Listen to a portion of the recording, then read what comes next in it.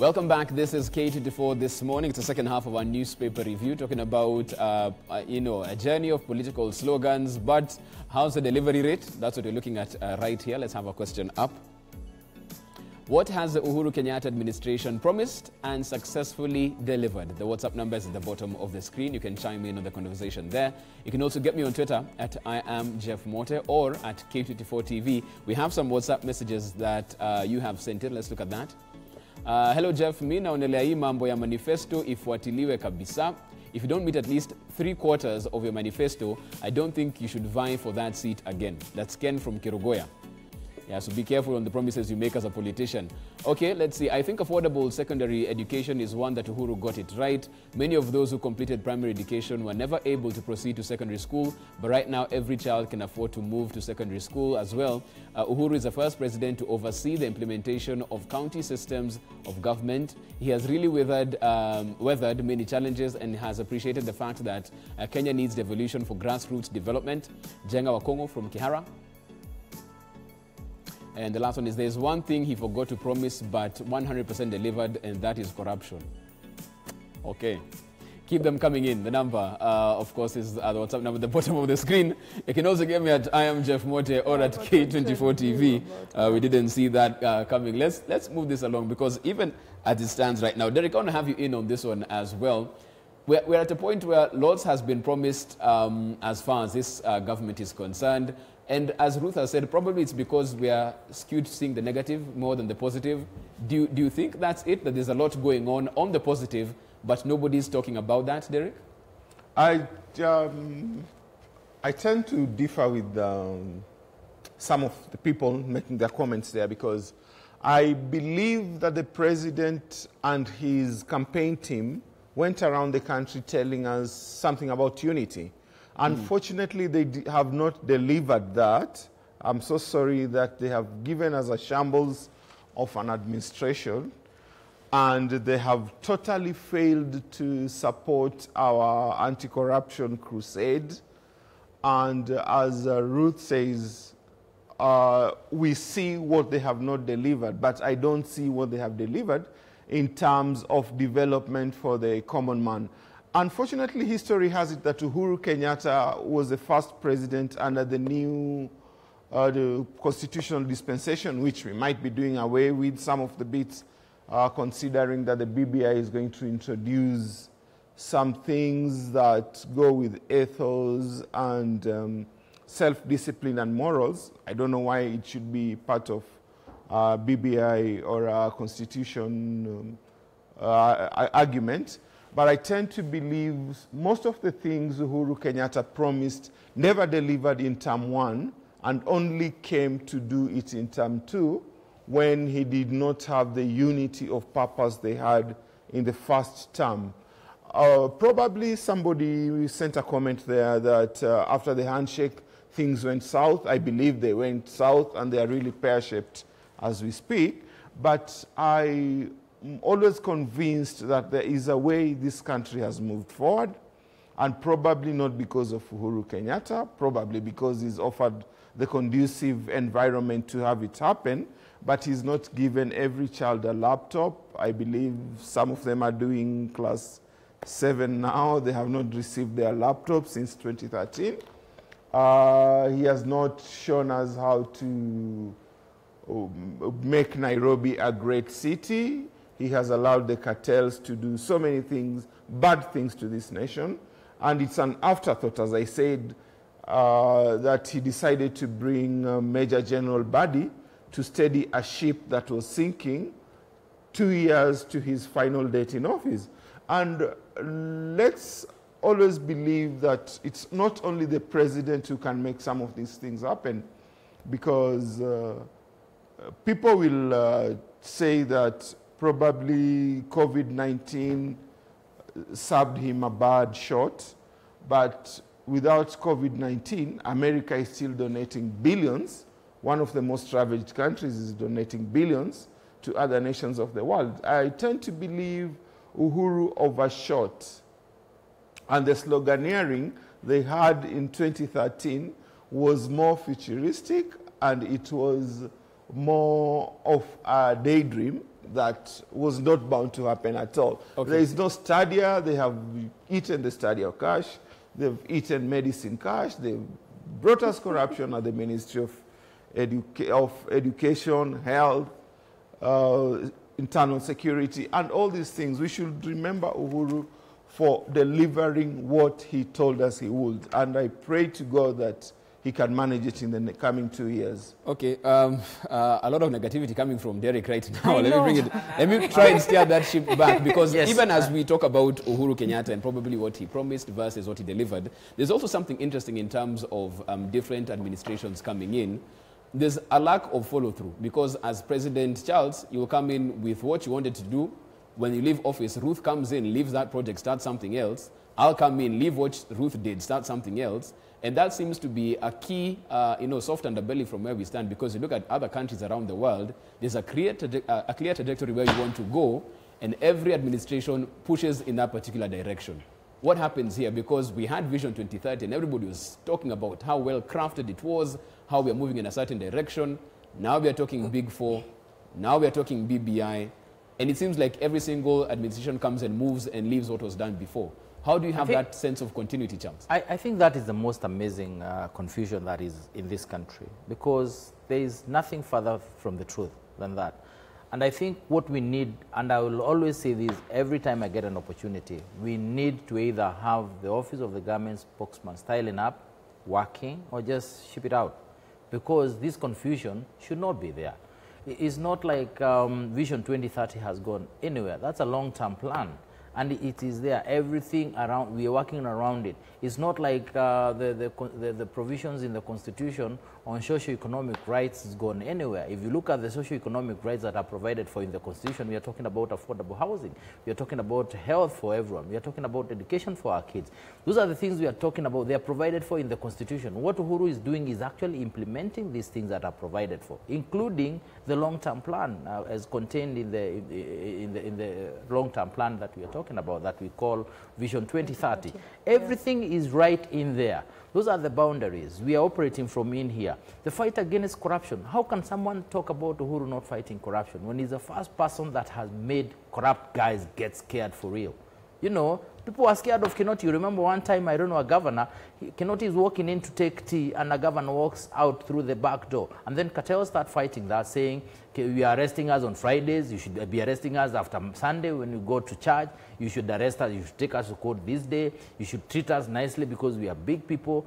And Kenyans sort of like agreed with them, a few Kenyans. And the media also got into the whole arrangement. And before you knew it, everyone was saying, Kinoti, deal with basic small little crimes, let EACC deal with matters corruption and economic crimes. If you listen to EACC, they tell you how much money they have recovered. If you look at the law right now, and the judgments have been given and rulings that have been given, now you are allowed to actually access and get and confiscate what appears to be proceeds of crime, even before the criminal proceedings are completed. These are the gains my sister here is saying. Nobody is talking about them. The fight against corruption is on track. It's only that people expect you get arrested on matters, crime related to corruption, you get shot on sight or you get jailed the very same day. It's not like they are not seeing there is a due process that is supposed to be undergone maybe the next 2-3 years. And if the judiciary is okay and the office of the prosecution is all right, we'll find people either jailed or returning or whatever it is, or both. And I think if we don't see it that way, if we don't see today, as we speak today, this country is under construction. It doesn't matter where you live, you'll tell me there is a road out there somewhere that is being done. That is not just happening. I mean, come on, you tell me, you show me where there are no roads that are being done right now as we speak. You wake up, you go 2 kilometers, you'll find something going down in terms of an infrastructure major. Those are the things that we need to look at and consider. Look at how the bypasses, their traction in terms of businesses around them, in terms of activity, in terms of prices of property, the title deeds that are being issued so that you can walk into a bank, collect this loan, do this. If we don't start seeing those things in perspective and start putting meat around it to the extent that we can be able now to move from there, we're expecting government seriously to put food on your table. Literally, it might not happen. But I think if we don't see it that way, if we are not encouraged to see things in the right perspective, then we shall beat ourselves literally and blame it on the handshake, yet the handshake is actually supposed to strengthen all these things. The handshake is supposed to help everyone see things in perspective. And I think that is where we are going wrong, because we are almost getting to another election. Elections about issues. The issue around this coming election will be about the poor versus the rich. By the way, Jeff, there is your neighbor who believes you are a very rich person. So if you go that direction, to them you are the dynasty. Trust me. And that person who is seeing you as a dynasty, there is someone below him or her who is seeing that person as the richest person around them. So the moment we go that direction, we lose focus on the bigger picture that should be guiding us on issues, real issues, because William Ruto should be about continuity from where Jubilee will drop it and pick it up from there. Raila Odinga, if he becomes president, should be about picking it from where Uhuru Kenyatta and Ruto drop it and pick it from there and deliver. So, but it cannot be about, this is not the direction we are going. We shall go the right opposite direction, because we will waste a whole 10 years or so. Yeah. Ruth, Charles has spoken about the fact the fight against corruption has indeed been bolstered. A lot of effort has been put in there. But for people looking at it, they say there's a lot of lip service. We saw the Kamata Fridays happen, but that's about it. You know, we're not seeing the money coming back. We're not seeing the big fish, as they're called, doing the time for their crimes. Yeah. I mean, even talk about elections. We had an issue in court, Chicken Gate. In the UK, they were found guilty. They have done their time. They have paid their fine. But and right in Kenya, we're almost in another election. It was the same crime, the same people involved, same case in Kenya. Actually. We're about to get to another election, and we still haven't gotten to the bottom of that. And that's why, even if the gears of justice grind slowly, surely, seem like they're not moving at all. Well, I always say that when you see a lot of corruption cases being reported and a lot of scandals coming out, that's a good sign that the war against corruption is headed somewhere. So, and you see that the problem with the interpretation of the Kenyan mind is that because we are having a lot of cases and scandals coming out, then it means that there's nothing that is being done about it. Yet we should look at it from the point of view that if by the time a scandal is being reported, that means that one agency that is critical in fighting corruption has done its job, has investigated and discovered that there is corruption in a particular ministry or department of government. But then again, we cannot overlook the fact that the fight against corruption is a fight that is supposed to be pushed by not just one arm of government, but you have various agencies that play a part in it. There's an agency that is supposed to do investigations. There's an agency that is supposed to ensure that once the investigations are done, due process in court is achieved. There's an agency after that that is supposed to ensure that there's recovery of assets after the whole process, once one is convicted of the crime of corruption. So I think when we look at it in terms of this is a fight that is supposed to be pushed by various agencies, then we will begin to know where to place blame. We'll begin to understand and say that, okay, fine, if the problem is within the DCI, investigative department, then that is where the focus should be. If the problem is within the court process and the court systems being slow, and the fact that, you know, people are granted, injunctions are being granted that are unnecessary, then maybe there is where the change should be done. If the problem is in the slowness in which we are recovering our assets, if the problem is in the fact that people are being arrested but we don't see convictions, then we should be able to focus the attention where the problem is, as opposed to saying, looking at efforts of one arm of government, or failure by one arm that is supposed to be fighting corruption, failure by that particular arm, and terming the entire process as faulty, or terming the entire process as being a fruitless process. Right. So I think what needs to happen is that as Kenyans we need to develop the lens of placing blame where blame ought to be placed, because then again you can't start blaming the entire Uhuru Kenyatta administration for failure in fighting corruption when you can see, as he has mentioned, that for the first time we are having high-level corruption, high-level arrests taking place. You know, that is a step in the right direction. And what needs to happen is that the next administration that comes, because 2 years is pretty much a short period of time, the next administration that comes should ensure that the systems, the three systems that, the various systems that are supposed to ensure that corruption is being fought are strengthened enough to ensure that, you know, this whole problem is once and for all buried. So I think we need to look, we really need to be a country that places blame where blame ought to be placed. You know? Yeah. We have some feedback as well coming in on this particular conversation. We're talking about Uhuru Kenyatta's administration. What has been promised and successfully delivered? That's what we're asking right there. The WhatsApp number is at the bottom of the screen as well. We have some messages. Let's have that up. Hi K24, there's no reason to have devolution as an excuse for not delivering on the party manifesto, because they should have put in consideration all of that before making promises. Otherwise, it's an abuse to the Kenyans. In the case of BBI, I don't find it necessary to have a referendum at this time. I think we can have the bills on some issues affecting the nation and some issues like creating positions. Otherwise, let's wait for the final report. That we shall. Okay, Uhuru Kenyatta's, hello Jeff, there are several things that I feel the Uhuru Kenyatta government has achieved. First, in terms of infrastructure, many kilometers of roads have been constructed. Example, at my home county, I have 5 options to choose to link with Nyeri-Nairobi highway. The last mile connectivity, many homesteads have access to power. And by the way, was Water Stadium completed in the next month? Okay, that's the issue. That's not going anywhere anytime soon, is it? Let the politicians give our president and prime minister a chance to roll out the BBI report and see what it contains. That's Kivati. Uhuru has tried to achieve part of his agenda, but his DP has slowed him by not supporting him fully. Free maternity, but there's a Kiswahili saying that says, kuzaa mwana si kazi, kazi ni kulea. Chamaiz Kiporir, Edwin from Marakwet. Well, there you have it, some views coming in on that, even as you see it right now. I want to come to you, Derek, on this one, because you've been all gloom and doom on this one. Yeah. As we try and look on the other side of the coin, is there something that's working? Is there something that whichever administration picks up from this one, they can follow through with and move it forward from where you stand? I think in Kenya we have differing political manifestos, 1. 2, we don't have a synchronized sort of cabinet office or the president's office that takes up what Daniel Toroitich Moi left and hands it over to Kibaki in a structured manner. That is why, Jeff, we've always had different and quite separate ideas of how to govern our country. For sure that if we have a proper handover, I don't know whether Moi handed over the proper instruments of power to Mwai Kibaki after the sham that was the handover at Uhuru Park in 2003.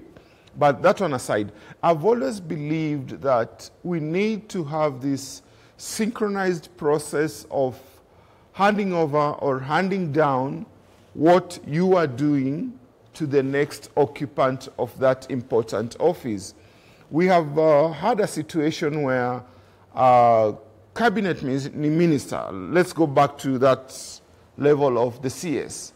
When a CS comes, Kiunjuri leaves, and Peter Munya comes, Kiunjuri was trying so many times to do something for the tea farmers.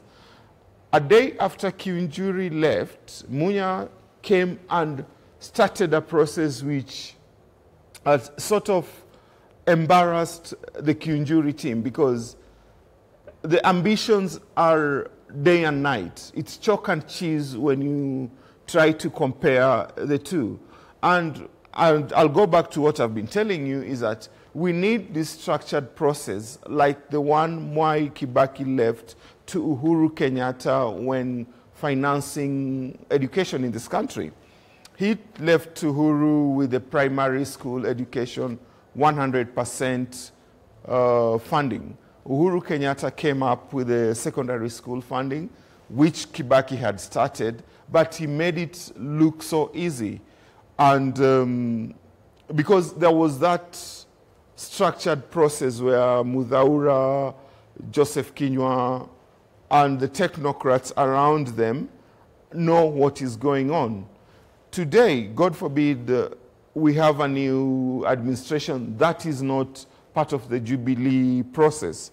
We'll have so many people kicked out of office. We saw it in 2003.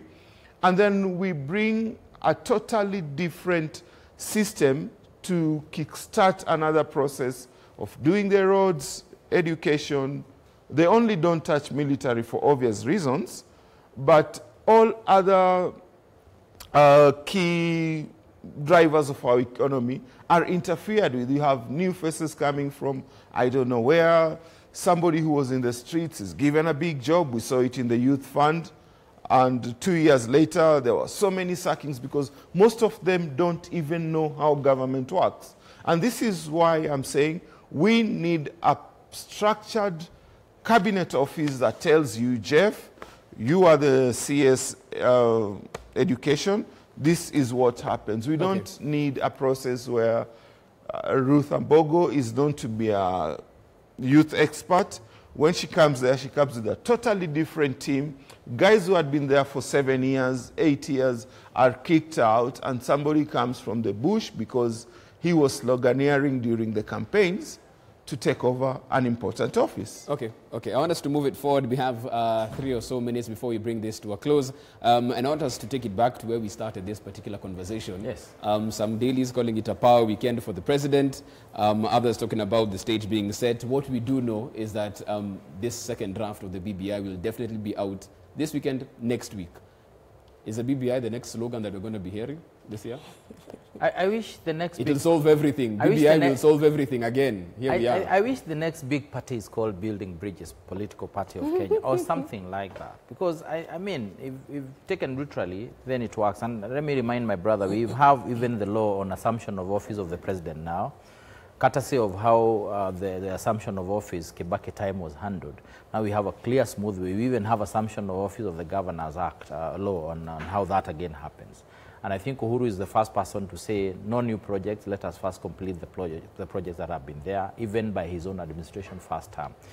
BBI is really big, but because there is this hype that it's about creating the position of Prime Minister. And if you look at the first report that was there that went for validation, the position of Prime Minister is actually the current position of Leader of Majority in the National Assembly. If you look at that position, because to be a Prime Minister, you have to be an MP, you are paid the same salary as an MP, nothing much, other than coordinating matters government affairs inside Parliament. I don't think it has those powers to make everyone scared and make it feel like that all the money now is going to that person. That is an MP that would actually be paying a salary, just like we pay Kemunya today, we are paying Duale the other day, all these positions. So I think if we can remove that from our mind and start seeing BBI in terms of even issues, ethos, forget about a referendum for a minute and look at this country 100 years from now. If we are insulting each other on social media today the way we do, if we are chopping each other off, you know, even shooting each other literally in the face over small little issues today, what kind of society are we going to expect 100 years from now? If we start seeing cross-cutting issues like ethos, if we start seeing cross-cutting issues like shared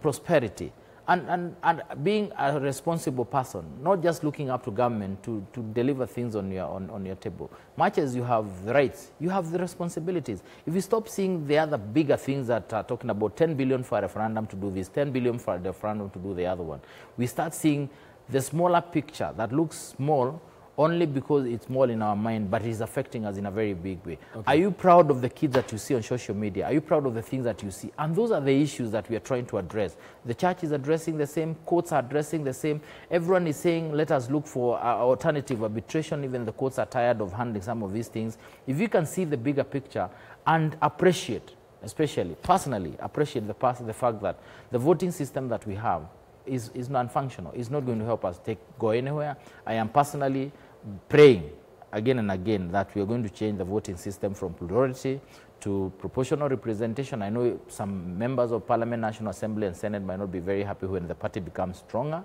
than it is, but look at it against a backdrop of, say, IEBC conducting party primaries. We'll wait and discuss that once this particular document comes out. Ruth, very quickly, the last time this country had a referendum, it birthed a new political force. Yes. And that's where ODM came from and became the force that it is. Are we seeing that going to happen again with BBI? We've had Charles intimating here. He's hoping we'll have a BBI party as we move forward. Do you think that's where this is going? I don't think this one will birth any new political force per se, but it is likely to strengthen those who are thinking of running for elections in the 2022 elections. That this is regardless of whether you will be supporting or opposing. So if you will be supporting, and most likely we are looking at Raila Odinga, probably if he's going to run for 2022, then the BBI will offer him a chance to strengthen his position to sort of, it will most likely offer him a campaign platform for 2022, that is for sure.